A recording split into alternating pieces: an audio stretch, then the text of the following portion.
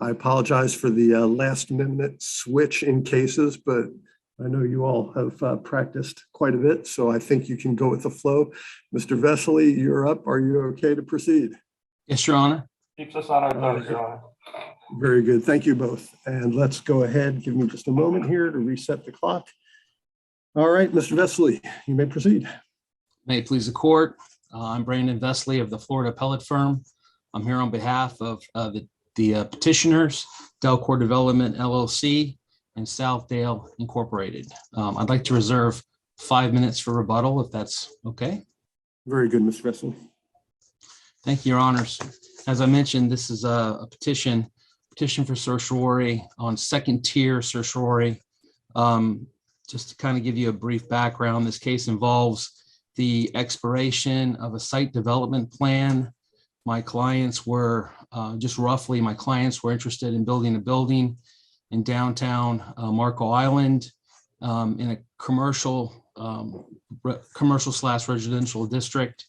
They obtained the permission from the city council to have a conditional use, 75% residential, 25% commercial. They then fast forward, I'm going to give you the dates, but they basically fast forward to when they applied for the site development plan.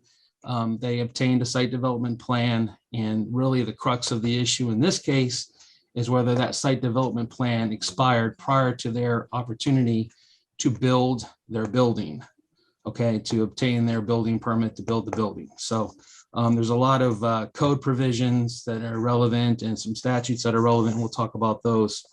But kind of now going backtrack a little bit on the facts. This was back in January of 2015. The petitioners were granted the conditional use for this building in the commercial district of Marco Island. Again, it was 75% residential, 25% commercial. And that's very important because the nature of this building, it wouldn't be feasible for them to build it. They testified to build it at 50-50, which is what the code ultimately changed to after they obtained their site development plan. So they submitted for their site development plan on December 8, 2015, again, 75-25. It wasn't granted until February of 2017, but it was granted. So they did obtain approval of their site development plan at the 75 residential, 25% commercial. So they're off to the races now. You'll understand that the code basically has provisions that say you have to do certain things within a 2-year period in order to have that site development plan be effectuated or confirmed. So they, our claim is that we did them. They're going to claim that we didn't do them. So all of this occurred in 2017 to January 18th of 2019. There was some activity going on. In November 2018, my clients, this is before this site development plan expired, they inquired about possibly getting an extension. The city manager and the city told them, if you're going to get an extension, we'll grant you one, but you're going to have to do it under the new LDC, the Land Development Code, and that's 50-50 on commercial residential. So you're going to have to amend your site development plan. They didn't want to do that, obviously, so they quickly got their act together and filed for their building permit in January 18, 2019. Okay, so additional documents were submitted in the ensuing days, all before the expiration of the site development plan. They thought they were in good shape. On March 5th, 2019, they get a letter from the city, and they submitted that building permit, and they're waiting for a result on it. On March 5th, 2019, this is now after the expiration of or would be the expiration of the 2-year site development plan, had they not done what they were supposed to do. But as we're going to claim later, they did do what they were supposed to do. But let's just say that 2-year period came and went. And by March 5th, 2019, they get a letter from the city, and the city says, hey, we're reviewing your building permit. Okay. So on March 6th, 2019, the next day, the city had a change of heart and said, nope, your SDP expired, no deal. you're going to need to file a new one under the 50-50 breakdown. So what happened after that? The petitioners appealed. Again, they can't do the 50-50, so it didn't make sense for them to do it, but they did file an appeal. The appeals of the city manager and the city's decisions go to the city council. So this is the appellate process that they've designed in their city. That goes to the city council. The city council then has to review it under a quasi judicial proceeding, an appellate type proceeding, and there's a lot of questions on how that's done, if it's done properly in this case or not. There's a lot of questions on the procedure, the proper procedure, and there's a transcript in the record. You can read it. It's not very long. It's about 70 pages in the record of the. Let's see. I'll give you the sites in case you want. Mr. Vesely, let me see if I can get to what I think is a critical issue for our review, which is we're here on second tier cert, which, as you well know, is a very narrow scope of review. So specifically, how did the circuit court fail to comply with the dictates that it must follow for purposes of our taking review of this case? Yes, the second tier cert, we're looking for due process. Obviously, that was not a problem in the circuit court on the first tier certiorari. And then a departure from the essential requirements of law is the second part of it. So we're saying that the trial court departed from the essential requirements of law by not doing what it was supposed to do, and that is looking at the due process standard, applying a due process standard to the appellate proceeding that occurred, and also disregarding the law. There's several different statutes that we're continuing. The trial court didn't applied incorrectly. So let's start with that. Let's first address what you said at the very end there. Applied it incorrectly. If the circuit court applied the proper law incorrectly, as harsh as it may be, do you agree we do not have certain jurisdiction to correct mere legal error by the circuit court?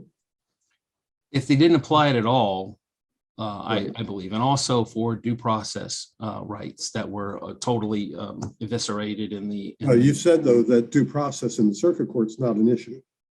Due process in the circuit court is not an issue, but he's reviewing the due process that occurred in the trial. I mean, it's almost splitting hairs, but the truth is he has a responsibility to review on first tier, whether the procedural process, due process was accorded. That's his responsibility. And if he doesn't, he doesn't. The test for us is not whether the trial court or the circuit court got it right or wrong. The test for us is, was there a complete failure to apply the proper law, right? Right. And I believe that happened. So is your argument that the circuit court failed to apply the proper law? Yes. Okay. I just want to make sure we're approaching this from the same way, because candidly, as I read the briefing or the petition, the arguments really sound like the council or I know I'm not saying the right name for the organization, but the body did not act appropriately in reviewing your client's applications and in handling it and so forth. The city did not do so, which is very different to me than what I think you're trying to argue, which is the circuit court totally missed the right law on this. Totally missed the right law, and the law that the circuit court totally missed was whether due process was afforded at the lower level. That's what the trial court missed. That's what the trial court didn't appreciate and didn't rule upon properly. I mean, the one thing that he did say, and one of the arguments that we raise is, look, in order to have due process, you have to be able to know what the reasoning was in the council's decision. And he says, well, their reasoning was that that is harmless error. They didn't write anything down. There wasn't a written a ruling, but it's harmless error because I have a copy of this transcript. And so if you look at the transcript, actually, it's the last paragraph of the judge's order, but it's really the first, what I would call substantive ruling paragraph. And the first thing the judge says is the court concludes that the city accorded procedural due process under prong 1, and that the findings are supported by competent substantial evidence under prong 3. So it seems to me that, again, your argument is the judge referenced the right law, and the judge may have made an incorrect decision in referencing or applying the right law. But how does that amount to a failure, an absolute failure to apply the correct law? Not apply the correct law correctly, but to a failure to apply the correct law. Not apply the law incorrectly. He didn't apply the law at all. Just because he says that there's due process because he's looking at the standard doesn't mean he applied it. I mean, there was no application of the due process standards, because if he had applied the due process standards, he wouldn't have possibly gotten to the result he got to, because there was no written order from the city council, because the city council, the people that were making the decisions were actually the ones testifying in the case, because the city council allowed the city attorney to not only testify but influence their decision in acknowledging that he hadn't even read the submissions that were submitted on the appeal. So these people were allowing the city attorney to basically make the decision for them when he never even read what was presented. So all of these things are things that when you look at, I don't think we have to ignore the record just because the judge mentions due process. I think we look at the record and we identify whether the judge actually applied the law. And the law is, there's no way you could get to that result. There's no way that you could conclude that there is due process in this case. At that level. Was there any objection to the manner in which the proceeding occurred before the city? All right. Officially, there was no objection, but that doesn't mean that you should have. I mean, are you going to say that in a circuit court case is fundamental error if a judge starts testifying? That's fundamental error. You don't need to object to that. I mean, I think that's the stage we're at in this case. It was so egregious. We have 3 of the council members providing testimony. The city attorney providing testimony. The city manager is the party, that he's representing the city in this. I mean, we're talking about. And nobody felt that there was a reason to object to the manner of the proceeding when both parties seem to be perfectly willing to let the city hear this. I don't know if I'll call it a proffer. Maybe it's a proffer, but bottom line is multiple people are talking. Multiple people are asked, do you have any more questions? Do you have anything you want to add to this? And nobody says, wait a minute, we think we're in opening arguments. We didn't realize you're treating this as testimonial. So you can cast a lot of blame on how this happened, but at the same time, it seemed like everybody was very happy with how the proceeding was taking place. So I'm a little troubled by the argument that, well, this is so bad, we have to exercise second tier cert, when nobody seemed to have a problem with it at the time it was taking place. Well, I think counsel for the petitioners was taken aback by how the proceedings started out. He didn't even get to go first.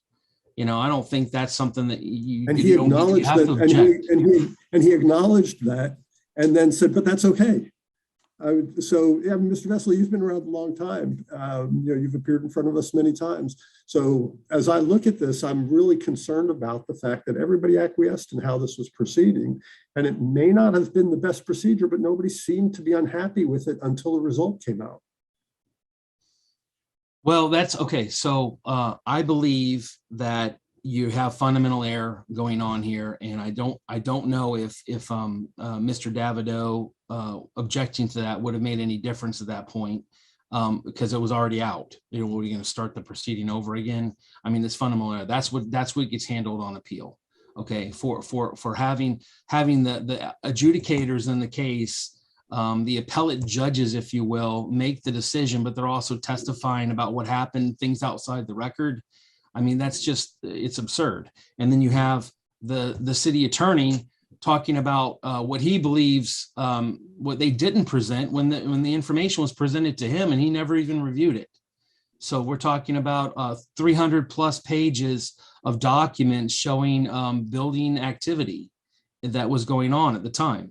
And so, but that's the one argument. Okay, I feel like that was certainly overlooked or departure from the essential requirements of law. But I also feel like the trial judge, I'm sorry, the circuit judge failed to recognize the correct law that applies in this case. And that is, and then if he would have done that, then he would have reversed it as well, because the correct law that applies in this case, which seems to be lost on the city council, was,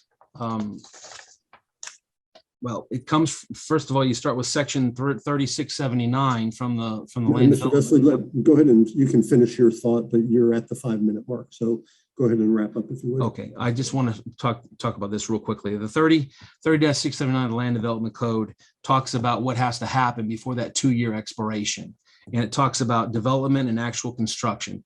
Development is then not defined specifically, but they say development is defined as having the meaning in the Florida statute 380.04. And if you look at that statute, the statute says that the term development is carrying out any building activity. Well, the board, the city council was sitting there looking at 300 plus pages of building activity and somehow made the determination, the three of them, that didn't qualify.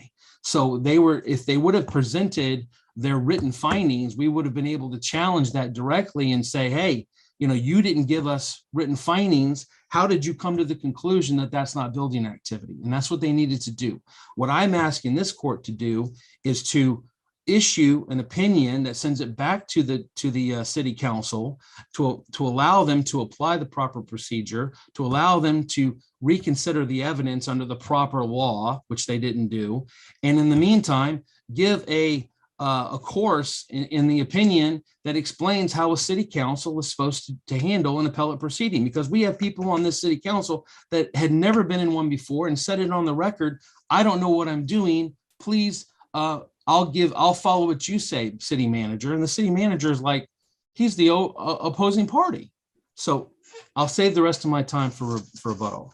Very good. And I'll leave you with 4 minutes. You're down to about 2, but I'll give you the extra couple minutes. Thank you very much. I appreciate it, Judge. You're welcome. Mr. Rosengarten, of course, if you need a couple extra minutes, I'll extend the same courtesy to you.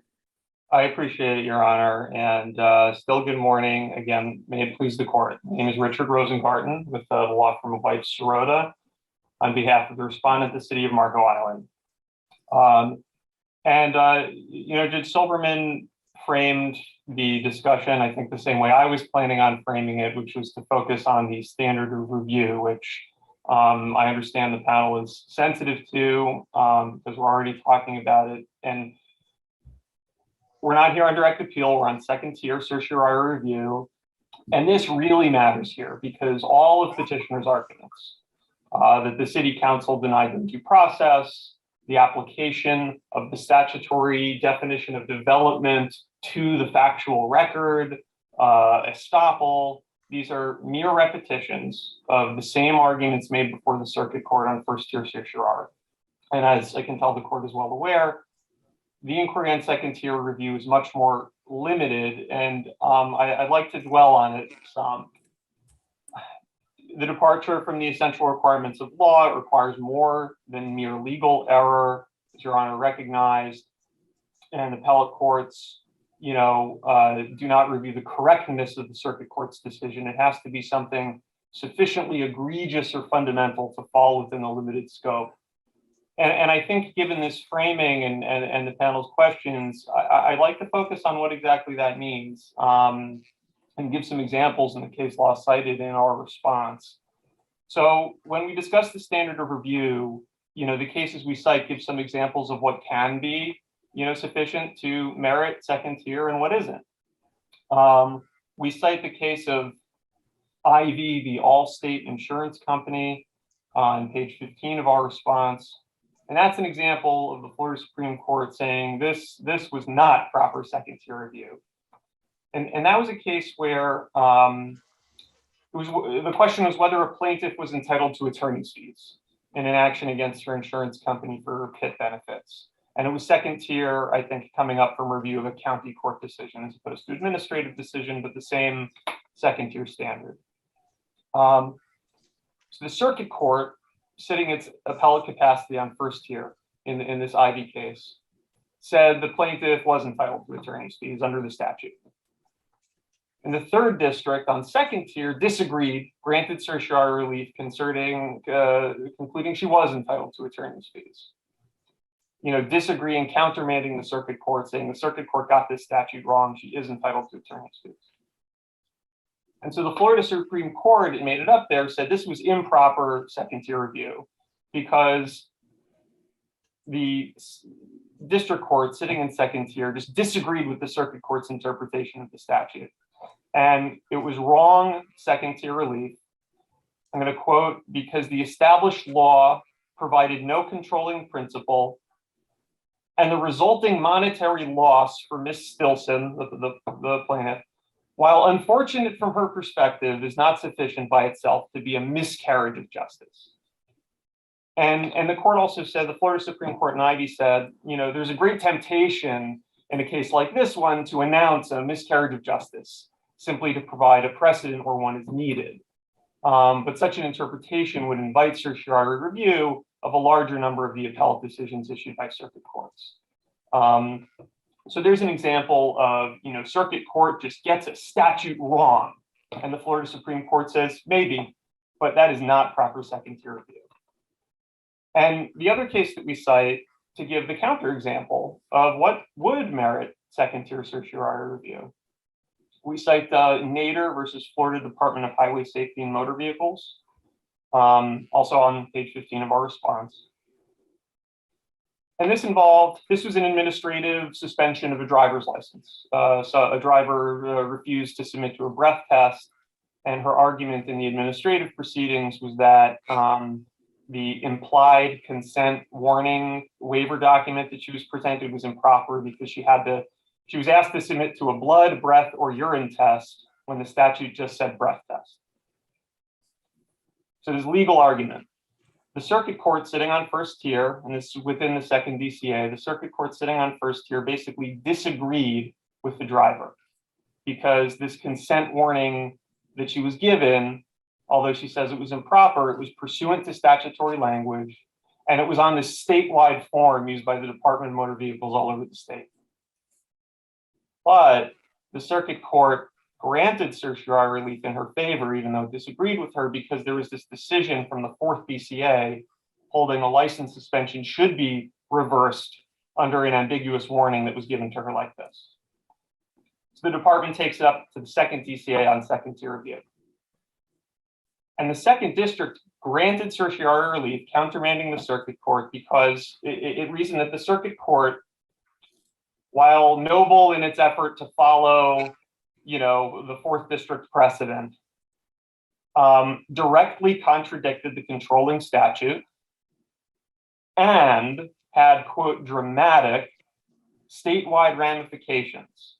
Namely that if it had to deny cert, then every license suspension would have to be overturned based on the 1/4 DCA opinion, which could never, and it would prevent multi-district review from ever happening.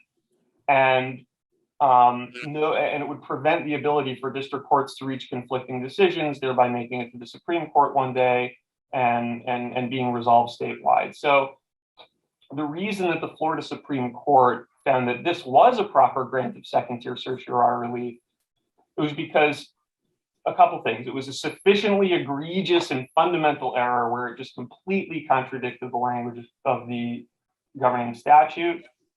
And it was because of the seriousness of the error, having these dramatic statewide effects of causing every single driver's license suspension to have to be reversed and preventing multi-district review of an issue and creating this strange procedural quagmire.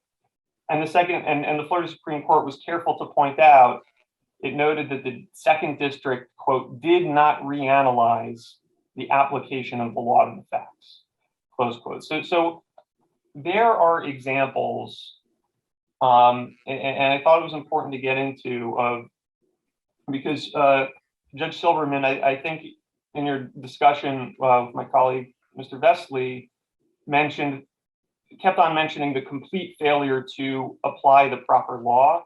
And I think even on scrutinizing the Florida Supreme Court case law on what can be sufficient to rise to the level of second-tier certiorari, I think even that is not sufficient, because they make quite clear that it's not just the incorrect application of the law or the failure to apply the proper law. There even needs to be something more. It has to be an error that's so egregious and fundamental, and on top of that, has to have some kind of a serious gravamen to it. And again, there was one identified in that one case, whereas you have the Ivy case where the Florida Supreme Court said they may have got it wrong, and this may have been a very unfortunate situation for the petitioner who had monetary loss, not something we can call a miscarriage of justice.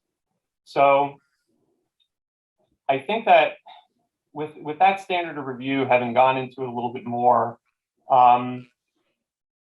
it helps this court recognize that second-tier certiorari relief is not available here, because it's all of petitioner's arguments are really just alleging mere legal error, and they're a repetition of arguments they've been making all along. And I'll go now into the due process argument.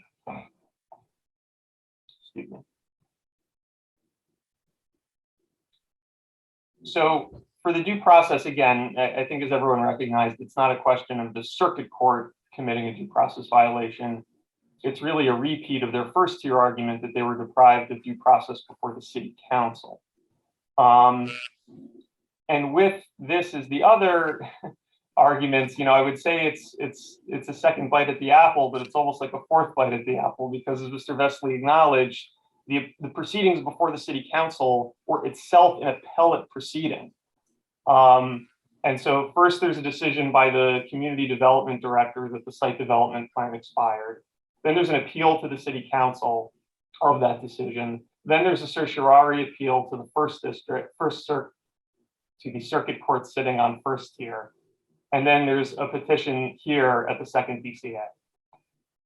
And it's clear that here petitioners just disagree with the circuit court because they make the same arguments. And by the way, the point that it was an appellate proceeding, I think, is very important both to their due process argument and to their and to the petitioner's argument that written findings were required.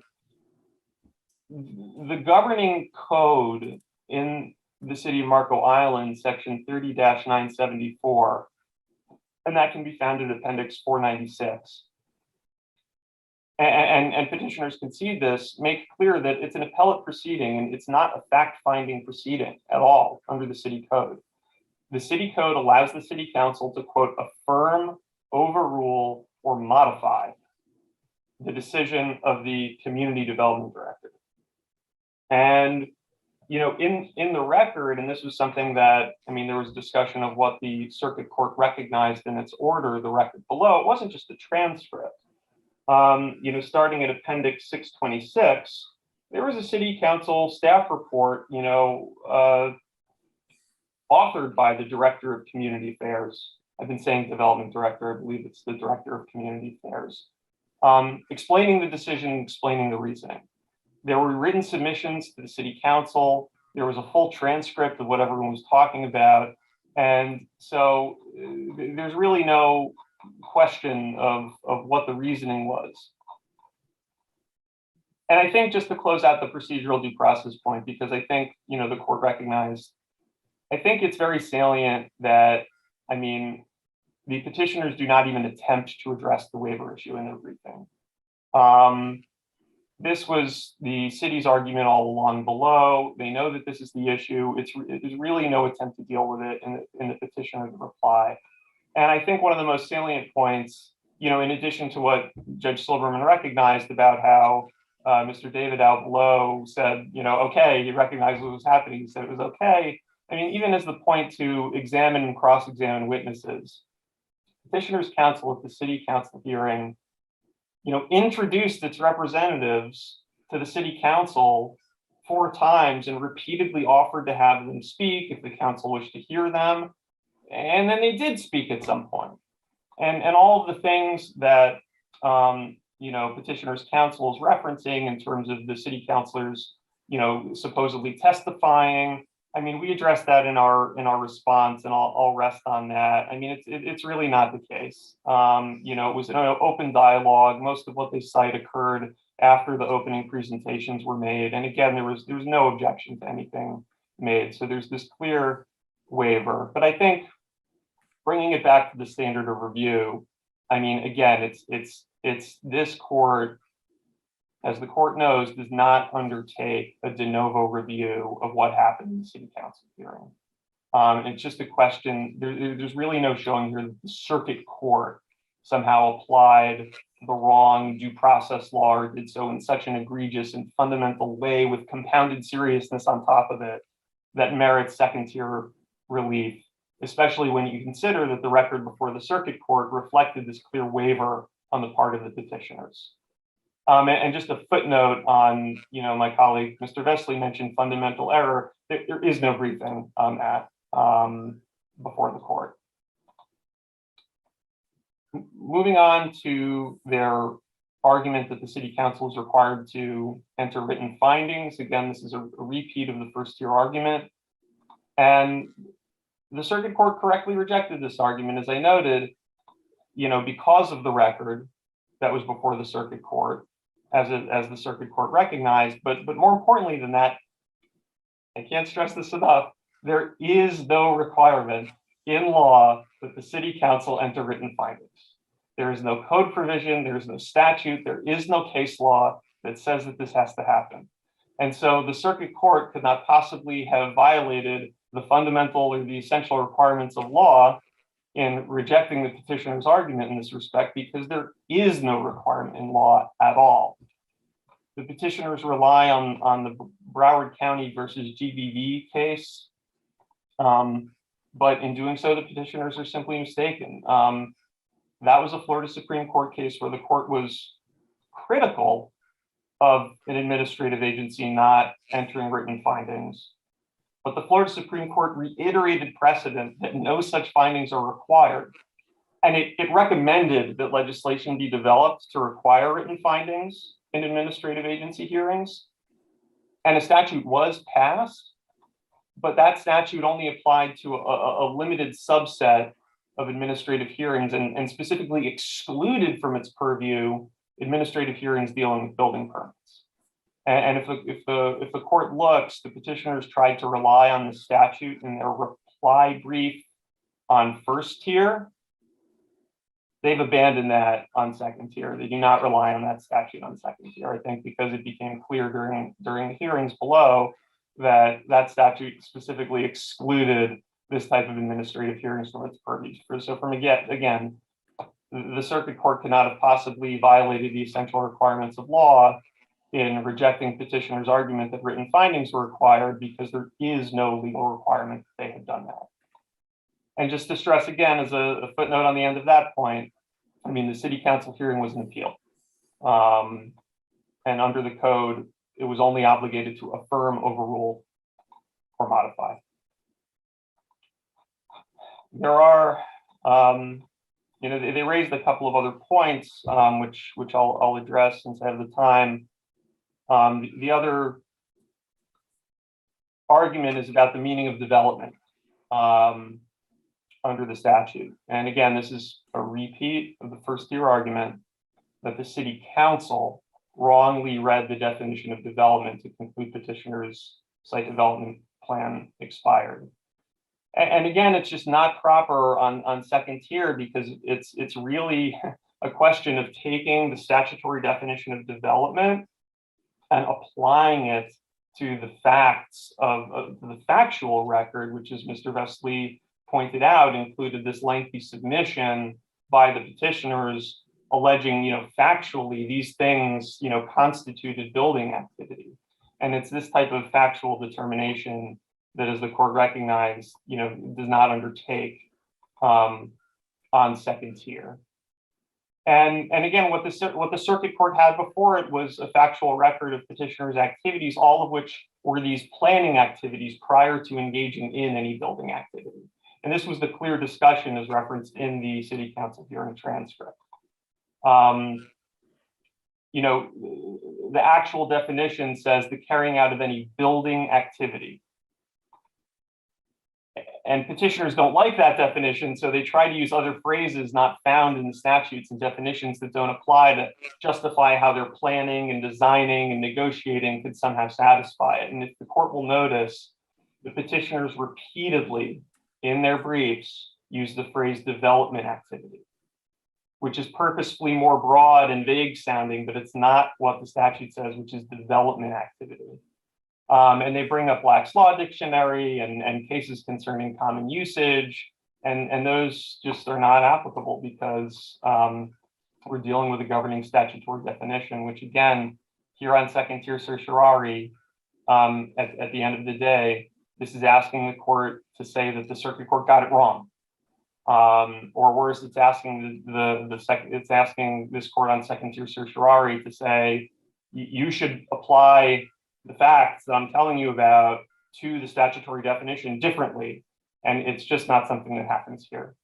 And to conclude, it's the same thing. And I know this wasn't addressed in petitioner's opening argument, but the estoppel argument or the delay argument, it rests on these assertions in the petition that the city, purposefully delayed processing their building permit applications. And it's a fact question that was not developed below, could not be decided here on second tier.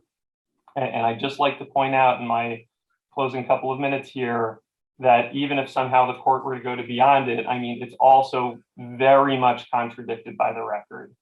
The petitioner repeatedly asserts that it submitted its building permit and submitted everything on January 18th, 2019. And the record just refutes that. I mean, it wasn't even developed everything that was required, but what the record does reflect, and this is at Appendix 100 and Appendix 57, on February 15th, which was 4 business days before the site development plan expired, is when the petitioners first submitted the permit that would allow them to access the construction site.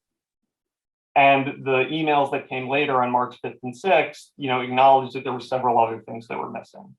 So, I mean, I even hesitated to mention that because, again, just this delving into the factual record is not something that the court does on second tier. And with that, I would ask the court to thank the court for its time and ask it to please deny the petition. Very good. Thank you, Mr. Rosengarten. Mr. Vesely?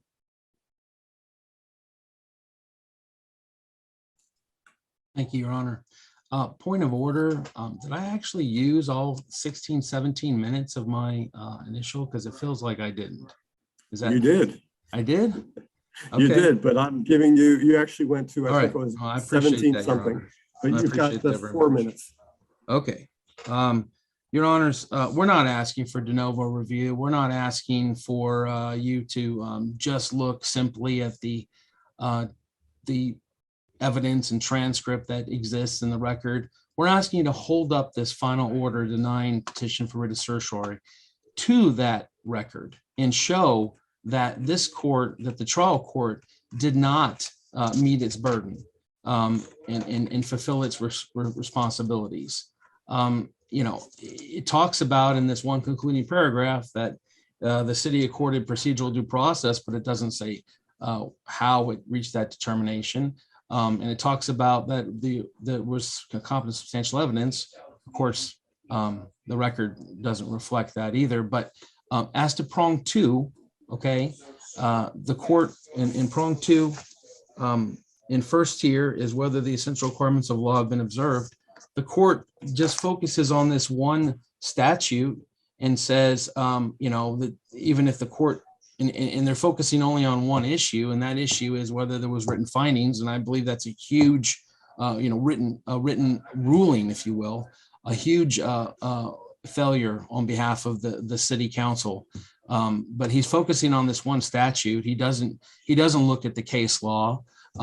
Contrary to what my opponent says, I do believe that it is required that they do have some type of a written ruling, because otherwise you really don't have the opportunity to understand what the basis of that ruling was and review it on appeal. That's the whole point of the first tier, is to have a review on appeal. So by him just sloughing it off on that section 166 might or might not apply, but regardless, it's harmless error. The court hasn't done its job. And, you know, I know he talks about this is our fourth bite at the apple. Well, we really haven't had any bites at the apple until now, because the court didn't give us what it was required to give us. And that is a consideration of what actually happened at the city council level. Your Honors, the decision by the circuit court, it doesn't reflect what actually happened at the city council level. Okay. And I believe this court needs to, going forward, submit an order that sends it back to the city council for a proper review based on, a proper appellate procedure, and allow the city council to actually issue an order that is based on the proper procedure, not have all of this evidence presented by city councilmen and by the attorney that's not even part of the record below. And then in the course of doing that, this court can write a primer on how city councils are going to conduct appellate proceedings in the future. The fact that they need to give a written order that can be held up and reviewed by the trial court on first tier certiorari is a no-brainer. They have to submit something that shows what they did. All we have is 3 nays and 3 yays. It could have gone either way. They didn't have a complete discussion over anything. It was very clear from the record in the city council level that they didn't agree on what these statutes meant. So, they need to write an opinion if they're going to have a dissent that says, no, I think it means this, just like an appellate court does, but they don't have that. And so this court is looking at what the trial court did on first tier cert. And the trial court I don't think it did what it was doing either. I think the trial court needed to go in, hold them to a higher standard, and do it and make them give an appellate decision appropriately, but it didn't. It said it's harmless error. We see the record. We're good. Thank you very much. So, Your Honor, again, Mr. Vesely, that was the end of the 4 minutes, but you can take 15 seconds if you want to conclude. Well, I want to thank you all for listening to our argument here. I'm hoping that the court will send it back for an opportunity to go back before the city council on appropriate procedure. Very good. Thank you, Mr. Vesely, Mr. Rosengarten. We're going to take a 10-minute recess, and just in case the participants in the last case were not on at the time we had a switch in the docket, we will resume with Bain Complete Wellness versus